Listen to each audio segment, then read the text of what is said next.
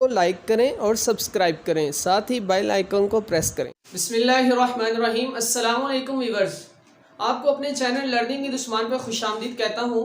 अगर आप इस चैनल पर नए हैं, आपने अभी तक मेरा चैनल सब्सक्राइब नहीं किया तो इसको सब्सक्राइब करें, साथ ही बेल आइकन को प्रेस करें ताकि आपको मेरे हर आने वाली वीडियो जल्द मिल सके। तो स्टूडेंट्स, आज का हमारा जो टॉपिक है वो है कॉशस सीक्वेंस। तो प्रीवियस लेक्चर में हमने देखा था कि हमारे पास जो कन्वर्जेंस और डाइवर्जेंस सीक्वेंस थे कि हम कैसे पता लगाते थे हमारा सीक्वेंस कन्वर्ज कर रहा है डाइवर्ज कर रहा है। तो उसमें हम लिमिट लगाकर चेक कर लेते थे, वहां से हमें पता चलता था कि सीक्वेंस जो है वो कन्वर्ज कर रहा है या डाइवर्ज। तो आज हम कॉशस सीक्वेंस करने जा रहे हैं। इसमें हम लिमिट के बगैर ये चेक करेंगे कि अगर हमारे पास किसी सीक्वेंस की लिमिट गिवन ना हो तो हम किस तरह चेक कर सकते हैं कि वो सीक्वेंस कन्वर्ज कर रहा है। तो स्टूडेंट्स, उसके लिए हमारे पास एक बहुत इंपॉर्टेंट टॉपिक है, वो है कॉशस सीक्वेंस। तो हमेशा की तरह पहले हम क्या करेंगे, पहले डेफिनेशन से उससे कॉन्सेप्ट को समझेंगे, फिर साथ एक दो एग्जांपल करेंगे ताकि आपको ये क्लियर हो सके कि हमारे पास ये कॉन्सेप्ट है क्या। तो स्टूडेंट्स, डेफिनेशन हमारे पास क्या है, a sequence an is said to be Cauchy sequence. हम क्या कह रहे हैं कि अ सीक्वेंस, एक सीक्वेंस an है, उसको हम कब कहेंगे कि वो कॉशस सीक्वेंस है, if for given epsilon greater than zero. हमारे पास जो गिवन एप्सिलॉन है वो ग्रेटर देन जीरो है। तो स्टूडेंट्स, ये एप्सिलॉन हमारे पास क्या है, ये स्मॉल से स्मॉल चेंज है। इसकी वैल्यू 0.001 भी हो सकती है, 0.01 भी हो सकती है, यानी कि एप्सिलॉन हमारे पास क्या है, छोटी से छोटी वैल्यू। उसके लिए हम ये यूज करते हैं एप्सिलॉन। नेक्स्ट वो क्या कह रहे हैं, there exist any positive integer, यानी कि हमें हर एप्सिलॉन के क्रॉसपोंडेंस जो है, हमें वो एनी पॉजिटिव इंटीजर जो मिले एंड सच दैट, यानी कि हर एप्सिलॉन के हमें क्रॉसपोंडेंस क्या मिलेगा, एक इंटीजर मिलेगा, और ये इंटीजर क्या होगा, हमेशा पॉजिटिव होगा। अब इसकी स्टेटमेंट देख लेते हैं। हमारे पास क्या है, an माइनस am, यानी कि हमने क्या किया है, दो सीक्वेंस को हम माइनस कर रहे हैं और उनका एब्सोल्यूट जो है, एब्सोल्यूट वैल्यू क्या होगी, लेस देन एप्सिलॉन के। तो ये था हमारे पास दो सीक्वेंस का, यानी कि डिफरेंस हमारे पास इतनी छोटी वैल्यू आती है कि वो लेस देन होगी एप्सिलॉन से। तो for all n greater than equal to m। उसके साथ आपको अब ये ग्राफिकली मैं थोड़ा सा बता देता हूँ ये है क्या। अब ये देखिए, हमारे पास एक सीक्वेंस है a1 a2 a3 dot dot m, और इसी तरह नेक्स्ट हमारे पास ये वैल्यू कहाँ तक जा रही है, n तक जा रही है। तो ये हमारे पास जो फर्स्ट सीक्वेंस है, इसको मैं ले लेता हूँ, ये मेरे पास है am, ये वाला जो सीक्वेंस है ये am सीक्वेंस है, और इसी के साथ मेरे पास दूसरा जो सीक्वेंस है ये n है। तो हम क्या करेंगे, am माइनस am करेंगे तो हमारे पास ये वैल्यू आएगी, ये जो पार्ट। तो स्टूडेंट्स, बेसिक हमने करना यही है कि दो सीक्वेंस हैं, उनका डिफरेंस फाइंड करना है। वो डिफरेंस इतना, यानी कि स्मॉल से स्मॉल वैल्यू होगी तो वो लेस देन एप्सिलॉन होगी। तो ये थी स्टूडेंट्स कॉशस सीक्वेंस की डेफिनेशन, और साथ ही ग्राफिकली मैंने आपको बता दिया कि बेसिक हम इसमें करने के जा रहे हैं कि दो सीक्वेंस का डिफरेंस फाइंड करेंगे और वो चेक करेंगे कि जब वो सीक्वेंस आया, डिफरेंस दो सीक्वेंस का, वो लेस देन एप्सिलॉन है कि नहीं। तो नेक्स्ट हम इसकी एक दो एग्जाम्पल करते हैं ताकि ये कॉन्सेप्ट हमारा मजीद क्लियर हो सके। अभी हमने डेफिनेशन तो देखा था कि हमारे पास कॉशस सीक्वेंस की डेफिनेशन क्या है। तो सेम अब हम क्या करते हैं, डेफिनेशन के साथ अगर एग्जांपल कर ली जाए तो ये कॉन्सेप्ट हमारे जहनों में अच्छी तरह महफूज हो जाता है, यानी कि फिर ये हमें डेफिनेशन की समझ आ जाती है कि वो क्या कह रहा है। अब ये देखिए, हमने क्या करना है, एक्शन हमारे पास सीक्वेंस गिवन है, वो कह रहा है इज अ कॉशस सीक्वेंस। हमने ये बताना है कि जो सीक्वेंस हमारे पास है ये कॉशस है कि नहीं। तो कॉशस की डेफिनेशन में हमने देखा था क्या था कि for epsilon greater than zero, for all n greater than equal to m। अब हमारे पास इसकी क्या थी statement, xn minus xm less than epsilon for all n greater than equal to m। हमने क्या करना है कि हमारे पास कॉशस सीक्वेंस की हमने डेफिनेशन अप्लाई करेंगे तो फिर हमें पता चलेगा ये है कि नहीं। अब ये देखिए, हमारे पास क्या है, xn गिवन है, तो हम इसके अकॉर्डिंग क्या करेंगे, यहां पर xn माइनस xm एब्सोल्यूट। तो ये हमारे पास क्या आ जाएगा, xn की वैल्यू हमारे पास स्टूडेंट्स क्या है, n over n plus 1, minus xm की वैल्यू हमारे पास क्या है, m ओवर, इसके अकॉर्डिंग हम बना देंगे, जहां जहां n है वहां पर m प्लस 1 कर देंगे। ये आ गया हमारे पास। अब इसका मजीद एलसीएम लेंगे तो हमारे पास क्या आएगा, ये हमारे पास आ जाएगा n plus 1 into m plus 1। तो ये सिंप्लीफाई करने से हमारे पास जो बनेगा वो क्या है, n प्लस nm एलसीएम लेंगे तो हमारे पास ये क्या बनेगा,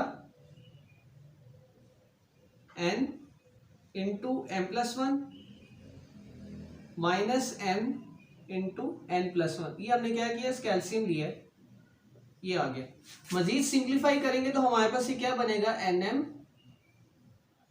plus N minus N M minus M absolute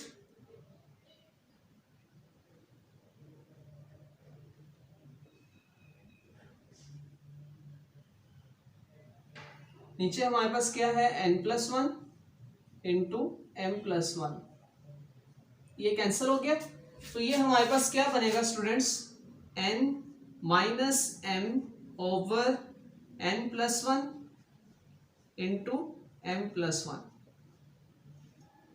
तो ये हमारे पास क्या होगा, एब्सोल्यूट जब खत्म करेंगे तो ये हमारे पास ये आ जाएगा। अब नेक्स्ट अब देखें हमारे पास क्या होगा, एन एम। अब हमने कहा था हमारे पास जो है n ग्रेटर देन है किससे, m से,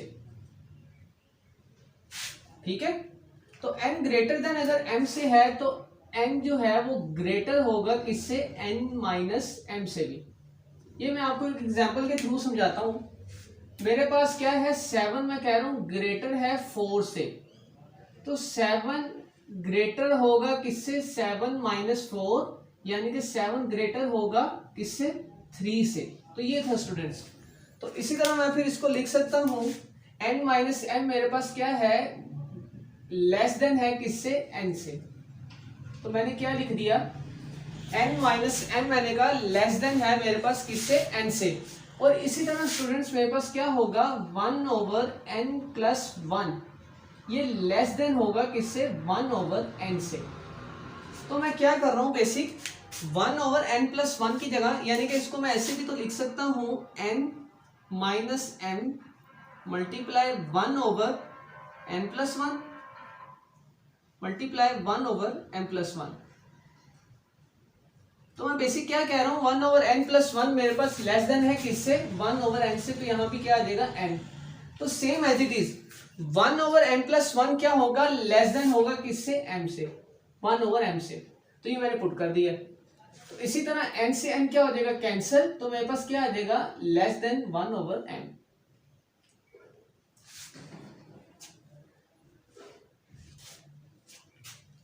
अब 1 ओवर m कब लेस देन होगा, एप्सिलॉन से, जब मेरे पास क्या हो,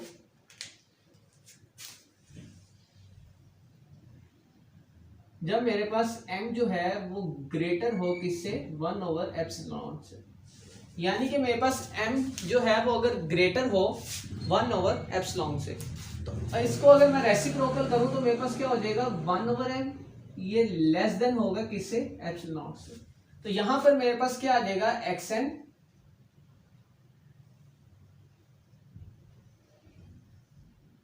मेरे पास क्या होगा, xn माइनस xm, यहां पर मेरे पास क्या आ जाएगा, लेस देन आ जाएगा किससे, एप्सिलॉन। तो ये स्टूडेंट्स हमने प्रूफ करना था, तो ये हमारा प्रूफ हो गया है। तो हमारे पास जो गिवन सीक्वेंस है वो कॉशियस सीक्वेंस है। इसी तरीके से मैंने आपको एग्जांपल समझा दिया, उम्मीद है आपको समझ आ गई होगी। इसी की तरह एक और एग्जांपल करके देख लेते हैं ताकि आपको ये मजीद कॉन्सेप्ट आपको क्लियर हो सके। स्टूडेंट्स हमारे पास एक और एग्जांपल है कि xn 1 ओवर n सीक्वेंस है, इज अ कॉशियस सीक्वेंस। तो सेम उसी तरह हमने क्या किया, for every epsilon greater than 0 for all n greater than equal to m। तो यहाँ पर हमने क्या किया, यहाँ तक बेसिक हमने उसकी डेफिनेशन अप्लाई की है। तो सेम उसी तरह हम क्या करेंगे, xn हमारे पास क्या है, 1 ओवर n, तो 1 ओवर xm क्या है, 1 ओवर m एब्सोल्यूट, ये आ गया हमारे पास। अब हम उसी तरह क्या करेंगे, इसका एलसीएम लेंगे तो हमारे पास क्या होगा, n m, तो ये किसके इक्वल आ जाएगा, m माइनस n के। तो ये हमारे पास इसके इक्वल आ गया, m माइनस m एब्सोल्यूट। तो हम क्या करेंगे, जब एब्सोल्यूट खत्म करते हैं तो हमारे पास ये क्या बन जाएगा, n minus m over nm। हमने क्या कहा है कि हमारे पास जो n है, यहां पर आपको क्लियर करके समझा देता हूं कि मेरे पास जो n है वो ग्रेटर है किससे, m से। तो n माइनस n ग्रेटर होगा किससे, n माइनस m से। तो n माइनस m की जगह मैं क्या लिख सकता हूं, n माइनस m की जगह मैं क्या लिखता हूं कि ये लेस है किससे, n से। ये मैंने लिख दिया n। तो यहां पर क्या आ गया, n माइनस m मेरे पास क्या आ गया, लेस देन आ गया m से।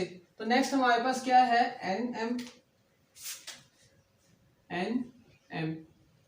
n से m क्या हो गया, कैंसिल।